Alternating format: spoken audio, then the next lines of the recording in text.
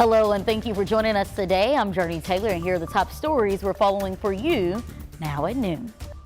Stocks rally after the latest inflation report and days after several bank failures. We take a closer look at what's being done to prevent any future bank collapses. And a pause in payments for Summit Utility customers, but you need to know the fine print before throwing that bill away. We explain in 3 minutes. And a powerful storm is slamming parts of the country. We get a report from the Northeast where a late season storm is bringing major impacts. And nothing like that happening here, Nathan, but once again, it's still a bit chilly outside. How long will this last? Good afternoon. Good afternoon, Jurnee. This morning you need to find that winter coat because it was a cold start to our Tuesday. Temperatures dropped down to the upper 20s. Clinton, Searcy, Jonesboro dropped down to 22 in Marshall. We officially got down to 32 for about a minute or so here in the capital city. 33 was the low in Hot Springs. Temperatures had not rebounded much at all. It's still 39 in Clinton, 45 in Arkadelphia, 44 in Little Rock, and there's clouds off to the west in Oklahoma will continue to filter their way in here as we go through the rest of the afternoon. Winds are from the east-northeast about 5 to 10 miles per hour, so that does add a bite to the air, and it feels like 35 right now in Conway. It feels like 35 in Stuttgart, so if you're out in the shade, it certainly is a cool day around the region. Highs today only topping out into the low to mid 50s, and then with clear skies, light winds tonight, temperatures back down into the upper 20s to lower 30s area-wide. So we've got another freeze warning that will be going to effect for Little Rock and off to the northeast. We do have some warmer temperatures to talk about and also the chance of maybe strong to severe thunderstorms as we go into your Thursday. More on that potential coming up. Thank you, Nathan. Well, Silicon Valley Bank customers in California lined up Monday to withdraw their money days after the bank's collapse. Shareholders of the bank now filing a class action suit. The shockwaves of SVB and New York's Signature Bank caused traders to dump shares of more than a dozen other regional banks Monday. Skylar Henry joins us now with federal officials' plan to try to auction off what's left.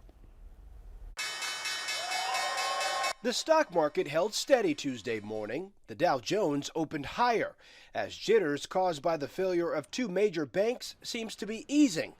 On Monday, trading halted for more than a dozen other regional banks after steep drops. It was fallout from the collapse of California-based Silicon Valley Bank and the closure of New York's Signature Bank. President Biden tried to reassure Americans. Our banking system is safe. Your deposits are safe. We were pretty worried. Sam Ling is the CEO of a software startup that had millions in deposits with SVB. He praised the administration's decision to guarantee all deposits, even those that exceeded the $250,000 limit. Definitely very assuring. I think the government this time moved really fast.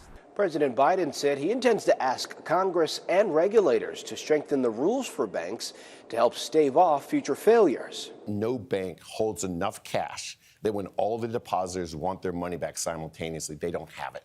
Gary Cohn, the top economic advisor in the Trump administration, appeared on CBS Mornings. He says these situations are why the FDIC insures deposits. The reason the FDIC insurance was created is to protect your mom and my dad, to make them feel comfortable to leave their money in a bank knowing it's secure. The White House stressed that executives and investors for both banks will not be bailed out. Skylar Henry, CBS News, Washington. Well, big news for Summit Utilities customers. A judge has now signed off on the temporary order allowing customers to now pay their bills without fears of getting their power shut off. The restraining order is in place for 14 days. During the 2 weeks, the gas company will not be allowed to disconnect service for customers while everything gets sorted out. The lawyer who filed this lawsuit, Scott Pointer, says this will give them enough time to get in front of a judge in a hearing to decide how they move forward in this case. Now, he also added in a statement, "This is the relief we were hoping for all Arkansas customers." We look forward to the hearing on Wednesday set by the court to ask the order to continue.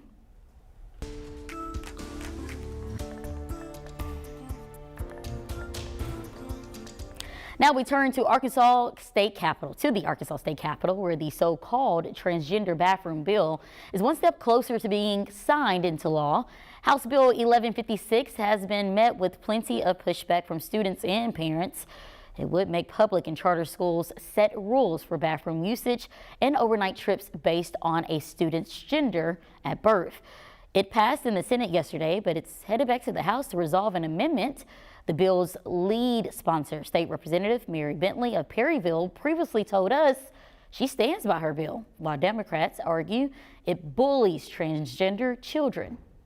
It's a way to make all of our kids safe and allow our school district to focus on educating our students.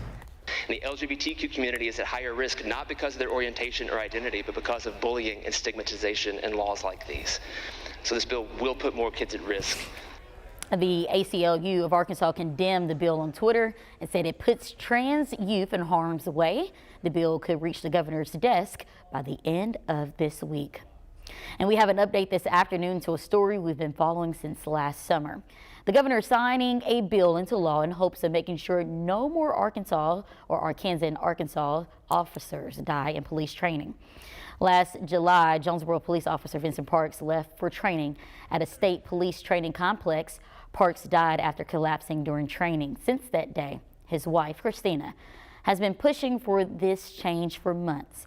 We spoke with her and Jonesboro Chief of Police Rick Elliott, both saying, while it's good to see this change happen, it's bittersweet. It means everything to me. It's a bittersweet day. I'm glad that it's happening. Everybody's hard work has come full circle, and I'm happy to be here. Glad to see something like this take place. Again, they lost a brother in blue, and it shouldn't have happened. House Bill 1458 now requires instructors to know and recognize certain health conditions, so what happened to Vincent doesn't happen to anyone again. The Vincent Parks law takes effect immediately. Earlier this year, THV 11 was inside a city meeting in Haskell where nearly the entire police force quit. Now fast forward to today, the Haskell Police Department has more officers patrolling the streets. But this didn't happen without change from city leaders. Since then, the city has been working with the department to reallocate funds and rebuild. Sarah Horakowitz brings us the latest in this THV 11 update.